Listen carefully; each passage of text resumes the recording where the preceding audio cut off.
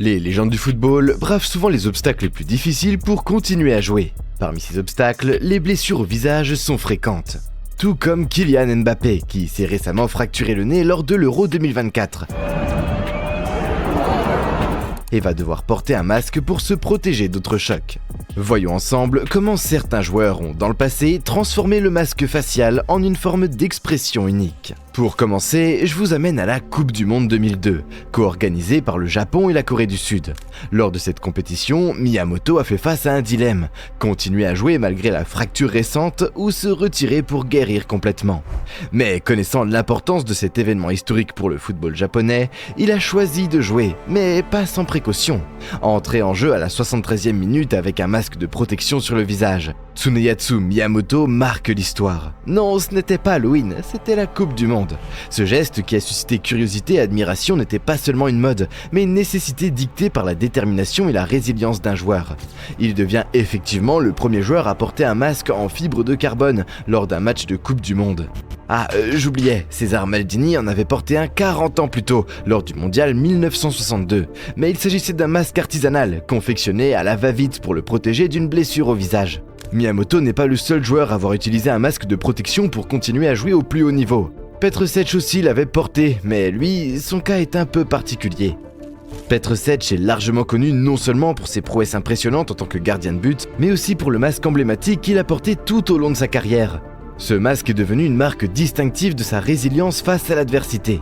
En 2006, Cech a subi un terrible choc avec Stephen Hunt, qui a entraîné une fracture de son crâne. Cet incident aurait pu mettre un terme prématuré à sa carrière, mais grâce à une récupération courageuse, il est revenu sur le terrain en portant un masque de protection. Je suis sûr qu'avec un crâne aussi solide, il pourrait probablement arrêter une balle de plomb. Eh bien, ce masque, bien plus qu'un simple équipement de sécurité, est devenu un symbole de sa détermination à surmonter les obstacles et à continuer à exceller au plus haut niveau. En 2011, une nouvelle blessure est venue enrichir son histoire avec les masques protecteurs. Une fracture du nez l'a contraint à porter à nouveau un masque, cette fois-ci en complément de son casque habituel. Moi à sa place, je donnerais ma place au deuxième gardien de but pour un temps. Mais bref, cette capacité à rebondir après de telles blessures témoigne de son mental d'acier et de sa passion pour le jeu. Heureusement que cela ne lui est pas arrivé pendant le Covid, il aurait dû porter 3 masques. Ce joueur qu'on appelle Giampaolo est aussi passionné par le jeu et qui fait énormément son masque, au point il a décidé de ne plus l'enlever. En 2009, Giampaolo subit une blessure sérieuse au nez après avoir reçu un coup de poing de Fernando Muslera, le gardien de Lazio, en plein visage. Cette rencontre brutale aurait pu mettre fin à sa participation sur le terrain. Mais une semaine seulement après cet incident, l'attaquant de la Sampdoria fait son retour remarquable contre Bologne, équipé d'un masque de protection personnalisé. Ce masque arbore fièrement son numéro, le 10, et son surnom affectueux, Pazzo. Parce que même en pleine bataille, il faut savoir rester stylé. Ce retour surprenant n'est pas simplement une démonstration de courage physique, mais aussi un symbole de la détermination de Giampaolo à ne pas se laisser arrêter par l'adversité. En effet, il ne tarde pas à faire parler de lui en marquant un but crucial lors de ce match. À la fin de la rencontre, il déclare avec fierté « Ce masque me porte bonheur, je l'enlève plus ». Avant de continuer, pense à t'abonner et activer la cloche, ça m'aide vraiment pour la chaîne. Le masque suivant a fait couler beaucoup d'encre et de salive. Vous vous souvenez de Pascal Delhomme? Ne cherchez plus, le plus beau de tous les masques, il est là. En 2010, lors d'un 8e de finale de Coupe de France contre Saint-Etienne, Pascal Delhomme, joueur de Vannes, a captivé l'attention de tous avec son choix de masque de protection singulier, rappelant l'effrayant Hannibal Lecter.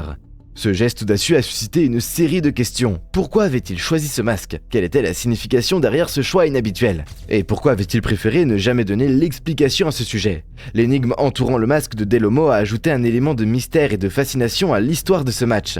Était-ce une déclaration de confiance inébranlable? Un moyen de déstabiliser psychologiquement les adversaires? Ou peut-être simplement une expression personnelle de sa personnalité ou de son état d'esprit à ce moment-là. Le fait que Delhomme ait choisi de garder le silence sur les raisons derrière son choix a peut-être permis à ce moment de conserver une aura de mystère et de spontanéité, contribuant ainsi à sa légende personnelle dans le monde du football. Parfois, les gestes les plus énigmatiques sont ceux qui restent gravés dans les mémoires, laissant chacun libre d'interpréter leur signification à sa manière. Vous suivez un peu la Serie A? Moi je regarde beaucoup Naples et l'année dernière on a pu voir Victor Osimhen porter un masque. Il a lui aussi décidé de garder son masque au visage. L'attaquant de Naples, Victor Osimhen, a récemment fait l'expérience de devoir porter un masque de protection après s'être fracturé la pommette suite à un choc avec Milan Skriniar.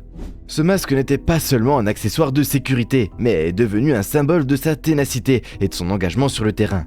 Initialement, Osimhen a dû porter un modèle plus imposant et par conséquent plus encombrant lors des matchs contre Bologne et la Salernitana. Ce masque, bien que protecteur, n'était pas idéal pour le confort du joueur. Cependant, conscient de l'importance de sa présence sur le terrain pour son équipe, il a persévéré. Par la suite, Osimhen a pu bénéficier d'un masque sur mesure en carbone high-tech, spécialement conçu pour s'adapter parfaitement à la forme de son visage. Ce modèle plus léger a non seulement amélioré son confort, mais aussi sa confiance en lui sur le terrain. À chaque fois qu'Osimhen marquait un but, il avait pris l'habitude de retirer son masque, symbolisant ainsi non seulement sa joie personnelle, mais aussi un rituel de réussite pour l'équipe. Osimhen avait l'air tellement heureux qu'on aurait dit qu'il venait de découvrir le secret du bon café italien. Ce geste est devenu un symbole de la détermination de Naples à atteindre ses objectifs, culminant finalement avec la conquête du titre. Parlant de la conquête du titre, un joueur a tout donné en défendant les couleurs du PSG. Je ne parle pas de Kylian Mbappé, mais si celui-ci veut quelques conseils en matière de masque, il peut toujours passer un coup de fil à son ancien capitaine au PSG, Thiago Silva. En 2014, Thiago, célèbre défenseur brésilien, a été contraint de quitter le terrain après un violent choc au visage avec Vincent Aboubakar, joueur de Lorient à l'époque. Ce moment a marqué une pause dans sa saison, mais pas dans son engagement. Dès son retour, Thiago Silva a démontré sa détermination inébranlable en arborant un masque de protection élégant, non seulement comme un rempart physique contre de futurs impacts, mais aussi comme un symbole de son courage et de sa volonté de continuer à défendre avec passion les couleurs du Paris Saint-Germain. Ce masque est devenu une partie intégrante de son uniforme de guerrier sur le terrain, rappelant à tous qu'aucune blessure ne pourrait réduire sa volonté de jouer au plus haut niveau. Qui se souvient de ce guerrier? Même les blessures graves ne l'éloignent pas longtemps du terrain. Si on ferme les yeux et que l'on pense à Giorgio Chiellini, on l'imagine avec un gros bandage ensanglanté sur le crâne, toujours prêt à mettre la tête là où il faut pas. Son passage à la Juventus l'a vu sacrifier son corps à de nombreuses reprises au nom de la victoire, comme en 2009, lorsqu'il a brisé son nez lors d'un affrontement contre Bologne. Mais pour Chiellini, ce genre d'incident n'était qu'une parenthèse dans son engagement sans faille. À peine 3 jours après cette blessure, il était de retour sur le terrain, arborant fièrement un masque noir lors du match suivant contre la Roma. Cette résilience et cette rapidité à revenir au jeu caractérisent Chiellini, un joueur pour qui chaque match compte comme une bataille à gagner, quel qu'en soit le coup personnel. Et oui, vous ne rêvez pas, Chiellini a un jour eu des cheveux. En 2009, lors de son passage à Anderlecht, Cheikhou Kouyaté a connu une situation mémorable qui a attiré l'attention non seulement des supporters, mais aussi des médias pour une raison inhabituelle. Son choix de porter un masque de protection peu orthodoxe. En effet, lors d'un match crucial de l'Europa League contre Timișoara Oara, Kouyaté s'est retrouvé dans l'obligation de porter un masque facial. Mais celui-ci n'était pas le modèle standard utilisé par les footballeurs pour protéger leur visage. En raison d'une pénurie apparente de masques de protection traditionnels, Kouyaté a opté pour un modèle qui rappelait étrangement ceux portés par les membres du groupe de métal Slipknot, connu pour ses masques effrayants et distinctifs. Ce choix peu conventionnel a immédiatement captivé l'attention des fans et a suscité des réactions diverses, oscillant entre l'amusement et l'incrédulité devant l'audace de Kouyaté. Bien que le masque ait sans doute ajouté une touche de mystère et de curiosité à son apparence sur le terrain, il est facile d'imaginer à quel point cela devait être inconfortable pour le joueur sénégalais. Mais ce joueur polonais a intérêt à porter un masque confortable, car il a appris la leçon qu'on n'embête pas son ex. Au numéro 9, je vous emmène à la Bundesliga. Et oui, il ne faut jamais embêter un ex, vous le savez. En 2015, le talentueux attaquant polonais, alors au Bayern Munich, a appris cette leçon de manière douloureuse lors d'un affrontement contre son ancienne équipe, le Borussia Dortmund. Au cours de ce match, une collision malheureuse a résulté en une double fracture pour Lewandowski. Son nez et sa mâchoire ont été sérieusement endommagés. Après une intervention chirurgicale nécessaire pour réparer les blessures, Lewandowski est revenu sur le terrain avec un masque protecteur, spécialement conçu pour englober non seulement sa mâchoire, mais aussi son nez fragilisé. Bien que ce masque puisse sembler encombrant et peu pratique pour beaucoup, cela n'a pas empêché Lewandowski de continuer à dominer sur les terrains de football. À bon entendeur, Kylian.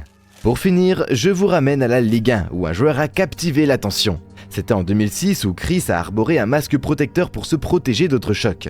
Ce masque, bien que fonctionnel pour protéger son visage des chocs, est rapidement devenu une partie emblématique de son apparence sur le terrain. Chris, connu pour sa robustesse et son style de jeu résolument défensif, a réussi à imposer encore plus de crainte chez ses adversaires en portant cette protection distinctive. Non seulement il symbolisait la nécessité pragmatique de se protéger dans un sport aussi contact, mais il démontre aussi sa détermination à jouer malgré les risques inhérents. Voilà, ce serait tout pour notre tour des 10 masques célèbres de footballeurs. Et vous en pensez quoi ? Quel masque vous a le plus marqué et pourquoi? Partagez vos réflexions et souvenirs avec nous dans les commentaires ci-dessous. Et surtout, n'oubliez pas de vous abonner pour plus de contenu inspirant sur le monde du football. À bientôt!